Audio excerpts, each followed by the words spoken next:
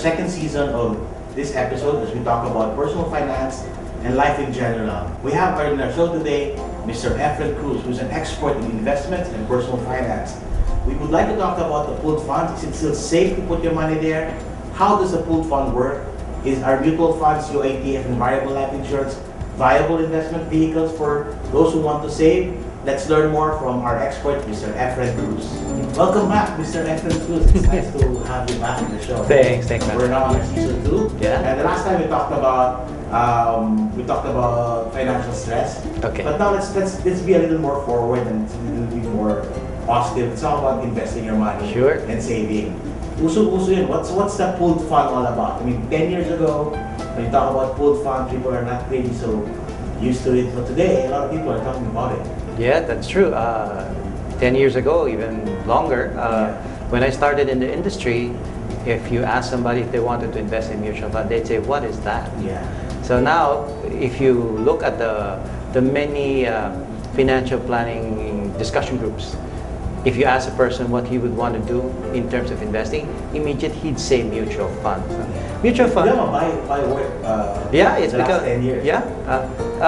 Mutual fund is is no different from unit investment trust funds or variable unit linked insurance in the sense that they all pool people's money together. That's why they're called pooled funds. No? They pool people's money together, assuming that these people have the same objective as the fund they're putting their money in. For example, if you wanted to invest in equities and you have a pooled fund investing solely in equities, that's where you should put your money. So the investor can choose where he wants to invest. Of course, whether it's equities, balance, or just bond. And the nice thing about it is that pooled funds fill in the gap. Many people don't really have the expertise, nor the time, nor the money to actually do investing themselves directly. And that's where the pooled funds come in because they do provide the expertise. They will allow you to invest with small amounts, as low as 1,000 pesos, and they will actually provide you the time. They will monitor investments 24/7.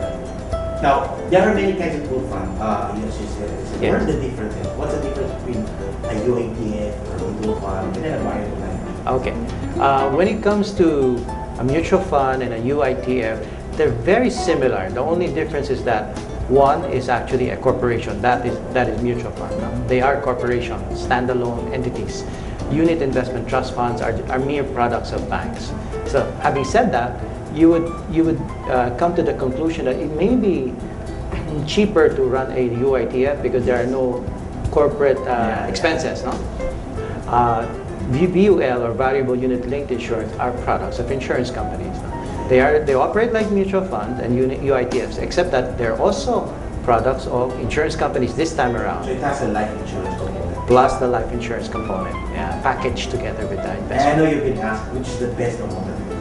The best is really it depends on what your needs are. For example, if you are just starting out and you also need to get insurance as well as invest, VULs are actually the perfect investment for you. But if you already have insurance, perhaps you'd want to just go invest directly or invest through the pool funds. Then UITFs and mutual funds would be the way to go. Now, what are the concerns? If I'm investing my money, I'm starting, I don't know anything about investments, what should I be looking for? You should be looking for the track record of the mutual fund itself or the unit investment trust fund or the variable unit link. You can easily find that out by going to their websites. The mutual fund industry in the Philippines has the icap.com.ph. For UITFs, it's www.uitf.com.ph. Where they list down their story. Yeah, that's a nice thing about it. That, well, on a daily basis, they will show you their performance. The performance which is for year to date, 3 years, 5 years. No? And if you like something there, if you like a particular fund, you can just click on the name and you're brought to the website or contact details of the fund and you can actually call them up already to inquire. UITFs have the uitf.com.ph, so you can go there and actually look at the funds per institution that you want to also maybe review. This is really interesting. When we get back, we're going to talk about the pros and the cons of the pooled funds.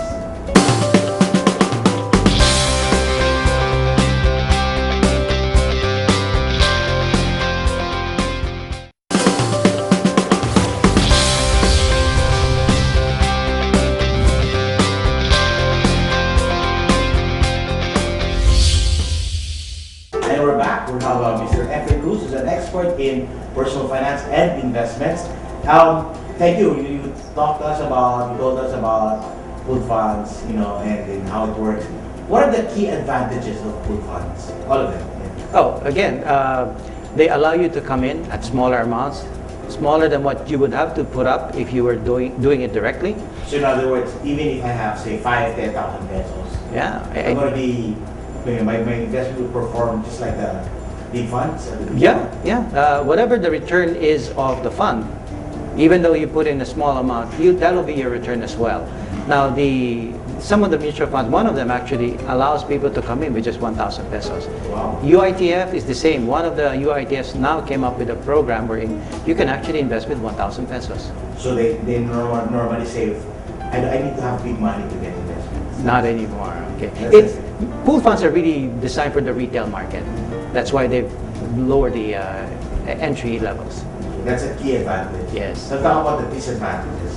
What are the side, anything has a good and bad side. Any investment is without full guarantee. Yes. There are risks involved.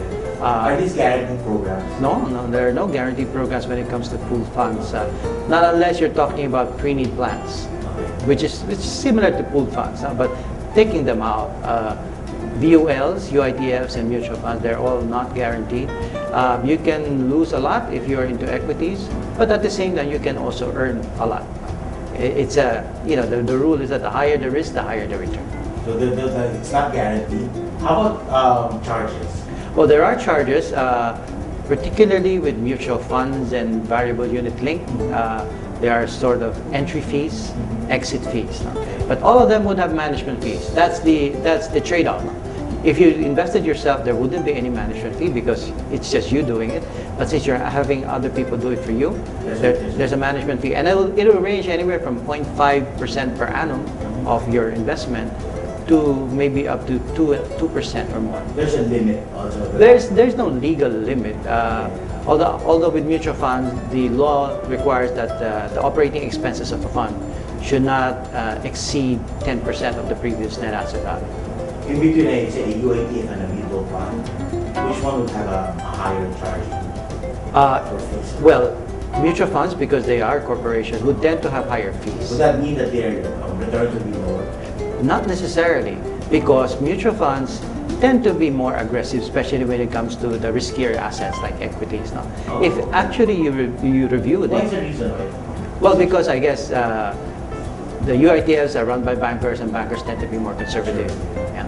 But mutual funds, they are not because they're run by the SEC, but I guess because they're more aggressive in that sense. No, they tend to actually yield more, and they have to yield more because they have more expenses. Okay. And when we go back, we are going to talk to you more about pooled funds, UITF, variable life, and mutual funds.